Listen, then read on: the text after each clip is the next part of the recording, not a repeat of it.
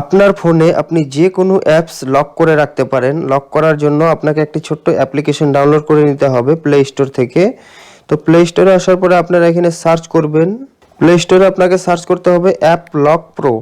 App lock pro লিখে যখন search করবেন সবার উপরেই দেখতে পারবেন এই অ্যাপসটা চলে আসবে। খুবই একটা পপুলার অ্যাপস। এই অ্যাপসটার উপরে আবার ক্লিক করে এটাকে আপনার ফোনে ইনস্টল করে নেবেন। আমি অলরেডি ইনস্টল করে রেখেছি। এখন আমি এটাকে জাস্ট ওপেন করছি। ওপেনের উপরে ক্লিক করলাম।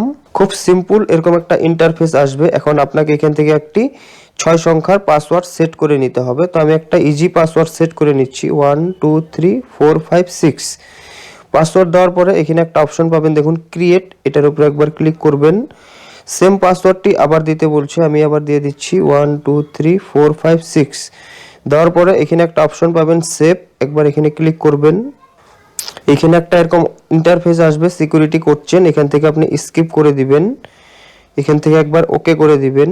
এখানে একটা খুব সিম্পল এরকম একটা ইন্টারফেস পাবেন। আপনার ফোনে যত অ্যাপসগুলো আছে সব অ্যাপসগুলো এখানে দেখাবে। এখন আপনি যে অ্যাপসটা লক করে রাখতে চান, সাপোজ ধরুন আমি ইউটিউবের উপরে একবার ক্লিক করলাম। ইউটিউব কিন্তু লক হয়ে গেছে। এখন আমি হোয়াটসঅ্যাপ লক করতে চাই, তো হোয়াটসঅ্যাপের উপরে একবার ক্লিক করলাম। হোয়াটসঅ্যাপও কিন্তু লক হয়ে গেছে। এখন এখানে একটা অপশন আছে দেখুন লকেট, এখানে যদি একবার ক্লিক করি আমি দেখতে পারবো আমার ফোনে কোন কোন অ্যাপসগুলো লক করা আছে। তো দেখুন আমার ফোনে টেলিগ্রাম, হোয়াটসঅ্যাপ, ইউটিউব আমি লক করে রাখলাম। এখন এখান থেকে একবার ব্যাক হয়ে আপনাদেরকে দেখিয়ে দিচ্ছি। আমরা ইউটিউবটা লক করেছিলাম, তো ইউটিউবের উপরে যদি আমরা এখন ক্লিক করি এখানে দেখুন পাসওয়ার্ড চাচ্ছে। এখন যদি আমি পাসওয়ার্ডটা দিয়ে দেই 1 2 3 4 5 6, তাহলে দেখুন ইউটিউবটা ওপেন হয়ে গেল। তো আপনি যদি আবার এটা আনলক করতে চান সেম প্রসেস, খুবই ইজি প্রসেস, আমি দেখিয়ে দিচ্ছি। আবার অ্যাপ লক প্রো অ্যাপসটা ওপেন করে নেবেন।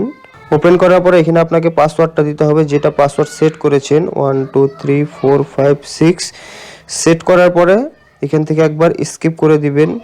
এখানে দেখতে পারবেন লকেট অ্যাপ, এখানে ক্লিক করার পরে আমরা এখন ইউটিউবটা আনলক করতে চাই। তো এটার উপরে যদি আবার ক্লিক করি ইউটিউবটা কিন্তু আনলক হয়ে গেল। হোয়াটসঅ্যাপ যদি আনলক করতে চাই এটার উপরে ক্লিক করলে হোয়াটসঅ্যাপ আনলক হয়ে গেল। এখন আমরা ইউটিউবটা ওপেন করে দেখছি। ইউটিউবের উপরে যদি ক্লিক করি দেখুন ইউটিউবটা কিন্তু ডাইরেক্ট ওপেন হয়ে গেল। তো বন্ধুরা আপনারাও এইভাবে আপনার ফোনে যত অ্যাপস আছে সব অ্যাপসগুলো কিন্তু লক করে রাখতে পারবেন। আর এই ভিডিওটা যদি ভালো লাগে তাহলে প্লিজ চ্যানেলটি সাবস্ক্রাইব করে রাখবেন।